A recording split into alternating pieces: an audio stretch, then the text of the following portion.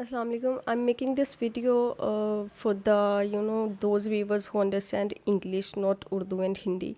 So first of all, uh, I will talk only about the Malaysian Halal Certified Guideline, which I know that the most wide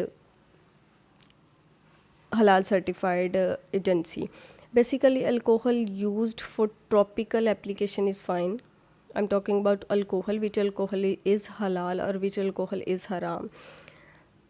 So if you use tropical use on a skin physically, as long as you wash it off cleanly before performing namaz, it's halal. This is because alcohol is classed under medium filth, which is only requires you to wash with water and it will gone.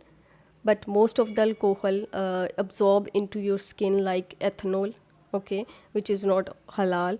And if you want to ask me which type of alcohol is halal, then because they preserve this alcohol, under the percentage of 1%, which is also a kind of halal thing. According to most of the maulanas, they gives fatwa on the which alcohol is halal or which alcohol is najis. So you have to make sure that each product you want to buy, that labeled with halal or haram, which kind of alcohol is halal and what is the quantity of that alcohol present in this specific product.